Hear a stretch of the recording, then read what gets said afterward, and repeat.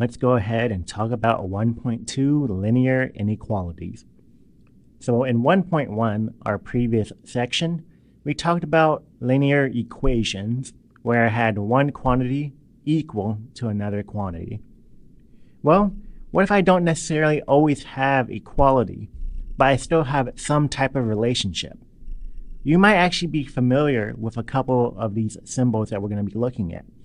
For example, you are probably familiar with the less than symbol, the less than or equal to, the greater than, and then the greater than or equal to symbol. So these four symbols indicate some type of relationship between two quantities. So if you're familiar with these inequality symbols, then that's great. However, we're going to go ahead and start introducing this new notation going beyond the inequality, which we call interval notation. So our first definition for today, let A and B be real numbers. Remember that this fancy notation I have here, that just means A and B are real. We saw this last time in 1.1. And let's also go ahead and suppose that A is less than B. My first definition is an open interval denoted by A, B within a set of parentheses. These are all the numbers in between A and B, or more formally, all the real numbers x, such that A is less than x, which is less than B. So we have an open interval.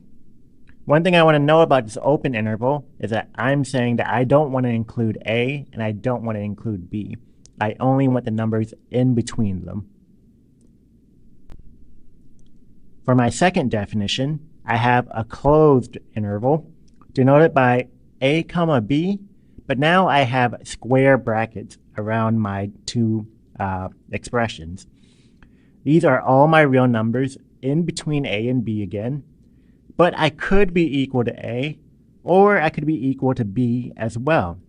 In other words, this is all the real numbers x, such that A is less than or equal to x, which could be less than or equal to B.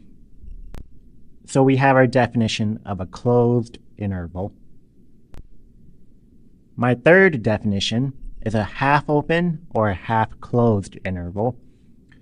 You might hear me say half-open. Sometimes you might hear me say a half-closed. We use these definitions interchangeably. This is an interval, just as the name implies, where I have closure on one side of my interval. So if I look at the first one, A, B, where A has a bracket and B has a round parentheses. This is all the numbers in between A and B, once again, or equal to A. I can also say this as A is less than or equal than X, which is less than B. Notice if I compare my interval to my inequality here, A has a bracket because right next to my A within my inequality, I have this less than or equal to symbol alongside my A. Whereas for my B, I do not have this equal sign underneath it. And this tells us that if I ever see a less than or equal to, or perhaps a greater than or equal to, that tells me that that endpoint needs a square bracket. If it doesn't have that equal sign underneath, it needs a round parentheses. So using this idea, I can imagine what happens whenever I look at A, B, where A has a parentheses and B has a bracket. Once again, this means all the numbers in between A and B or equal to B. And once again, we have our inequality notation, A less than X, which is less than or equal to B. So we have these three major definitions. And just so that we have some terminology for reference, if I have some type of interval, open, closed, half open, half closed, you're usually going to hear me refer to the left number as the left endpoint and the right number as the right endpoint. One last thing I want to mention that's actually going to be really important for us as well. In these examples of open, closed, half open, half closed, I've always been talking about what happens whenever a and b are real numbers. For example, if I were to write the interval, I don't know, 1, comma 2, where 1 has a parentheses and 2 has a bracket, this refers to whenever I have the inequality 1 is less than x, which is less than or equal to 2. The reason I want to point this out is because what happens if I only have one inequality symbol? In other words, what if I have something that looks a little bit more like x is greater than 5, for example? So far, whenever I've been converting between interval notation and inequality form, I've always had two numbers. Well, we have to think about, what does this inequality mean? It means all the numbers bigger than 5. The way I'm going to write this is, well, I'm going to write 5 and everything bigger than 5. That brings me all the way through infinity. Here I put a parentheses on 5 because I did not have an equal sign underneath my inequality. Now I want to talk about what happens if I had less than 5. So if I have, for example, x less than, let's do less than or equal to 5, then I want all the numbers that are smaller than 5 or equal to 5. Whenever I have this situation, I'm actually going to go ahead and write from negative infinity to positive 5.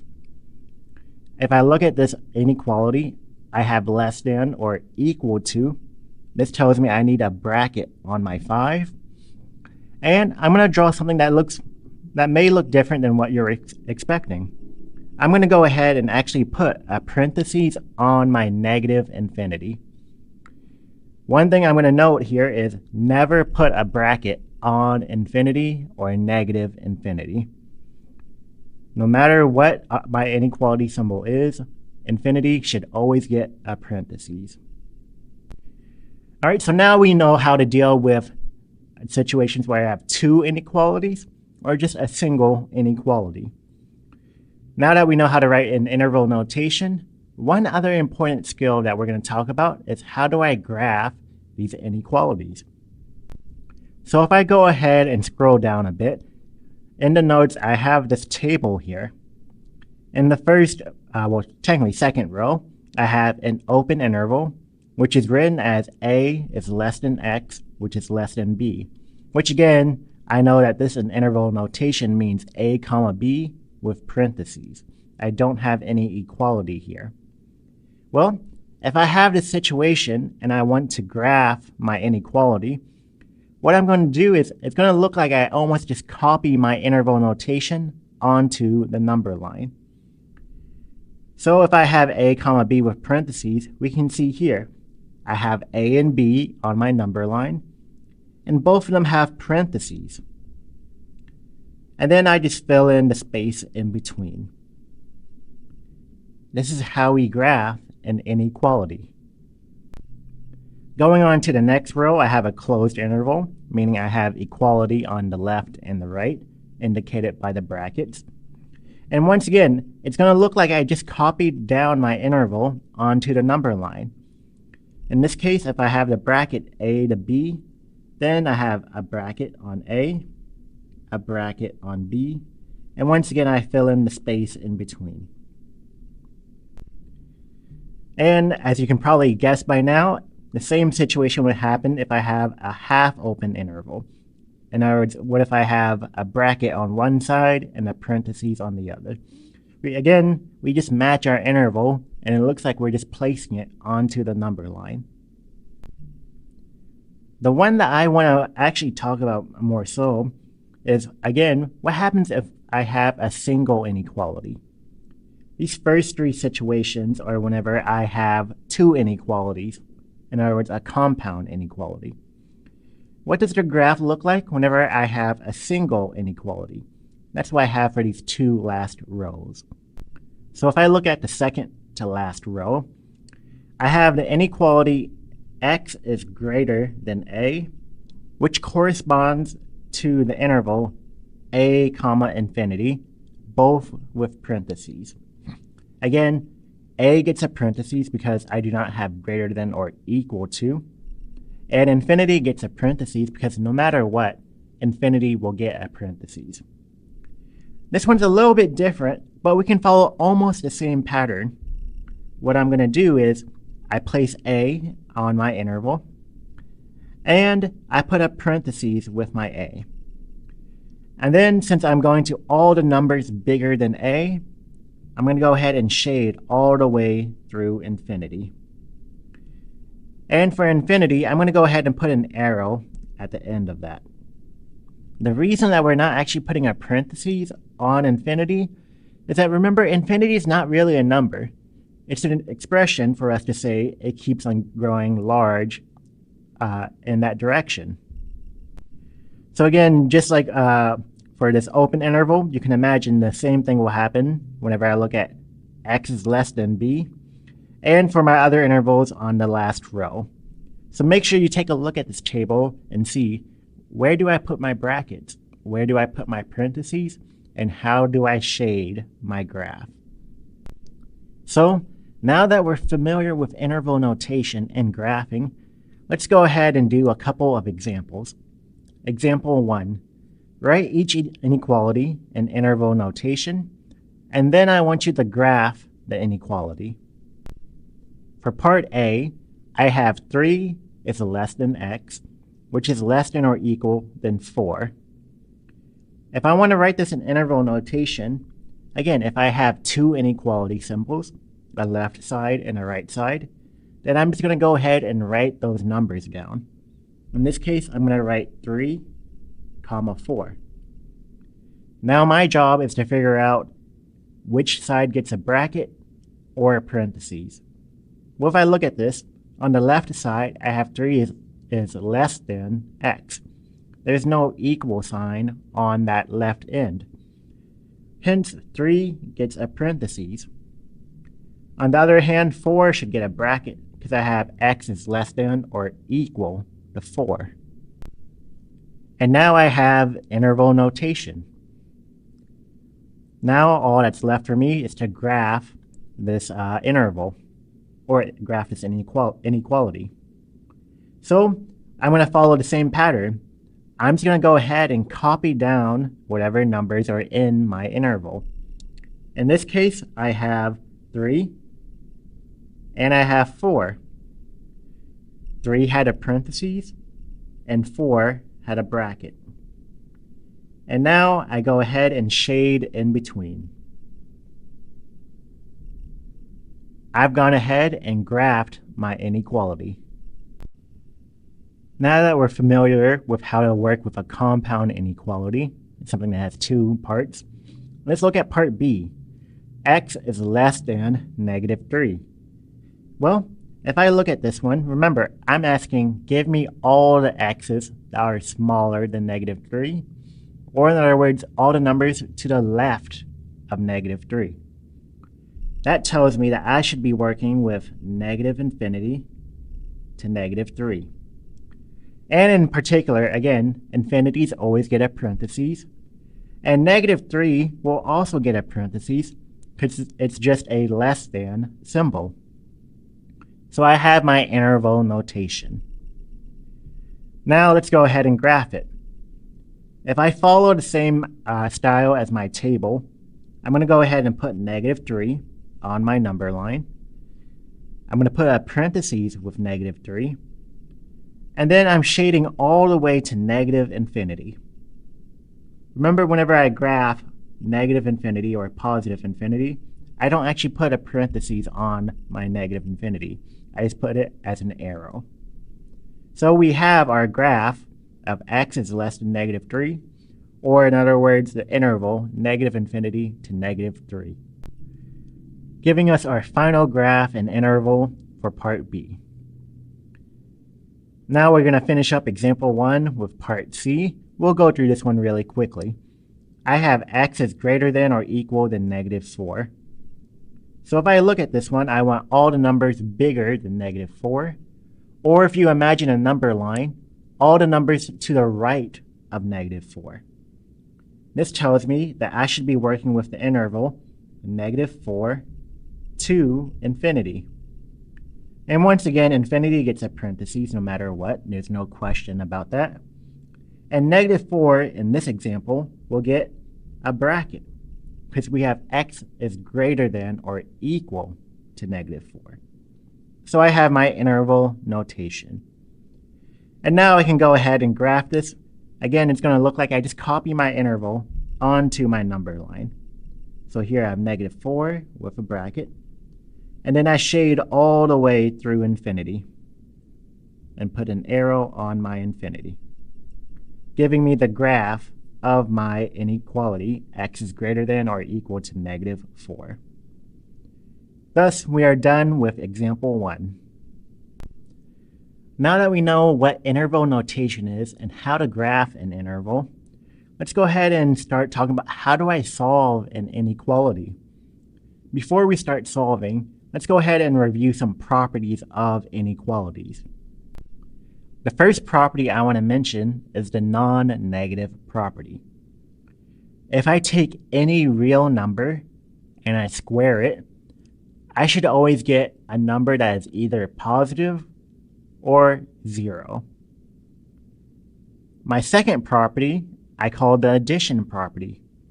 If I have 3 real numbers and A is bigger than B, then if I add C to the left and to the right, my inequality still holds. For example, one inequality that we can agree on, we know that 3 is greater than 2. This property is saying if I add or subtract to the left and to the right, then I should keep my inequality symbol the same. For example, if I added 1 to the left and to the right side, I get 4 is greater than 3. That's still for sure true. So this is our addition property. I do not change my inequality symbol if I'm just adding or subtracting. The last property I want to talk about is the multiplication property. Again, if I have 3 real numbers and A is bigger than B, if I multiply or divide by a negative number, then I actually need to flip my inequality. So I'm going to use a similar example. We can say for sure that, let's say 3 is for sure bigger than -8. This is definitely true. What would happen if I multiplied the left and the right by a negative number? Let's say I multiplied the left and the right by -1. Then I would get -3 on the left and +8 on the right. So if I compare -3 and +8, +8 is definitely bigger than -3. So we can see here, whenever I multiply or sometimes divide by a negative number, I have to flip my inequality. This is going to be a very important rule for us. So now that we've reviewed some properties, let's go ahead and move into example 2, actually solving each inequality. And I want your final answer in interval notation. Starting off with part A, 5y minus 10 is greater than or equal than 4y. The good news about these inequalities is that we're going to actually go ahead and solve them the same way we did for linear equations. So for this one, I want my y's to be by themselves. So let's go ahead and move all my y's to one side and all my numbers to the other. The quickest way that we can achieve this is let's go ahead and subtract 5y from the left and from the right. If I do that, I get 5y minus 5y, I get 0y. -10 is greater than or equal to 4y minus 5y, I get -y. Again, I did not change my inequality because all I did was subtract 5y. Continuing from this process, I want y to be by itself. So there's a -y. I don't want -y. I just want a plain y. So we're going to go ahead and divide by the coefficient. In this case, we can divide the left and the right by -1, giving me 10 on the left and positive y on the right. Now, remember what we said earlier. If I multiply or divide by a negative number, I have to flip my inequality. So instead of my inequality pointing to the right, I'm going to go ahead and point it to the left. That is, I'm changing a greater than or equal to into a less than or equal to. This only happens whenever I multiply or divide by a negative number.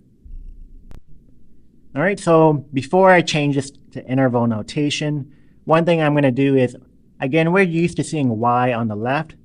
I'm going to go ahead and rewrite this as y is greater than or equal than 10. This is still the same inequality, but I wrote it in a way that we're more familiar to be working with. So now that I have y is greater than or equal to 10, let's write it in interval notation. This is a single inequality, so I know that I have to work with infinity somehow. And I want all the numbers bigger than or equal to 10. In other words, I want the interval 10 with a bracket, comma, infinity with a parentheses. Again, infinity always gets a parentheses, and 10 gets a bracket because it's greater than or equal to 10. So I have my final answer. Thus, we are done with example 2a. Let's move into part B now. Part A was a single inequality. Part B, we can now talk about two inequalities, that is a compound inequality. Fortunately for us, we can treat this in the same way. Remember for equations, or even what we did for our linear inequality in part A, if I did something to the left, I have to do it to the right. Well, in a compound inequality, I have three parts: the left, the middle, and the right. So if I do it to one part, I have to do it to all three parts. So again, my goal is to solve for x. I have x in the middle, so I'm going to be working from the middle. The first thing I would probably do is let's go ahead and get rid of this positive 3 in the middle. I can do that by subtracting 3 from the left, the middle, and the right. Again, I have three parts. To maintain my inequality, I need to do the same thing to all three parts. If I go ahead and clean this up, on the left, -3 minus 3, I get -6. It's less than or equal to 3 minus 3, I get 0, leaving me with -2x. And then this is less than or equal to 9 minus 3, I get +6. Now I still have a compound inequality, but my x is still not by itself. In the middle, I have -2 times x. So I need to get rid of that -2. To do that, I'm going to go ahead and divide all three sides by -2. Cleaning this up on the far left, -6 divided by -2, I get +3. In the middle, my -2's cancel out. -2 divided by -2 gives me 1x. And on the far right, 6 divided by -2, I get -3. One thing to be careful about is I divide it by a negative number. So I have to flip my inequality symbols. Before they were less than. Now I'm going to write it as greater than or equal to for both of them. Now I have 3 is greater than or equal than x, which is greater than or equal to -3. There's one thing I want to point out about this compound inequality I've written so far. Usually we work from smaller numbers to the bigger numbers. So what I'm going to do is I'm actually going to change the order of this. I'm going to flip the entire expression. I'm going to write it as -3 is less than or equal than x, which is less than or equal than +3. Again, because usually we think negative numbers on the left, positive numbers to the right, or more accurately, smaller to bigger numbers. The reason I want to do this is that in my interval notation, my first number should always be the smaller value. Remember in the very beginning with my definition, we had A was smaller than B, where A was the left number. So if I have this notation, -3 is less than or equal than x, which is less than or equal than 3, if I write this in interval notation, I should be able to write -3 to 3. And then both sides actually have brackets here, because both sides have a less than or equal to symbol. So I have my final interval answer. Completing our problem for example 2, part B. Now, final example for today's video. We have part C. -4 is less than x plus 2 all over -2, which is less than or equal to 1. Just like the last video, go ahead and pause for a moment, see if you can work this one out.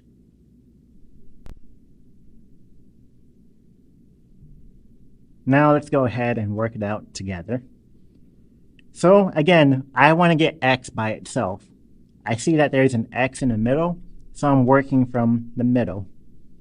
So looking at this, the first thing I would probably do is let's multiply everything by -2. I have this pesky fraction in the way. So for convenience, let me go ahead and actually start by rewriting this entire expression, because it's hard for me to fit times -2 the way it is right now. And as I said, we're multiplying the whole thing, the left, the middle, and the far right by -2. If I do that, I end up with, on the far left, -2 times -4, I get +8. In the middle, by our choice of our factor, our -2's cancel each other out. And on the far right, 1 times -2, I get -2. And once again, our very important rule, I just multiplied by a negative number. When I multiply or divide by a negative number, I have to flip my inequality symbols. So my first symbol becomes a greater than symbol, and my second symbol becomes a greater than or equal to symbol. I maintain my equal signs. Now I'm still trying to solve for x. To do that, let's go ahead and subtract 2 from the middle, the left, and the far right. If I do that, 8 minus 2, I get 6. It's greater than or equal than x, which is greater than or equal to -4. And now we're in a little bit of the same predicament as part B. Right now, I have the smaller number on the right and the bigger number on the left. To match our natural intuition, let me go ahead and flip the entire expression, such that I have the smaller number on the left and the bigger number on the right. So I have -4 is less than or equal than x, which is less than 6. To finish up my problem, I need this in interval notation. Since I have a compound inequality, that is something that has 2 parts, I simply write my numbers, my left endpoint, my right endpoint, and then I put brackets or parentheses as needed. Well, -4 had the equal sign, but 6 did not. So I have bracket -4, comma 6, close parentheses, giving me my final answer. So that's our last example for example 2, and actually our last example for today's video.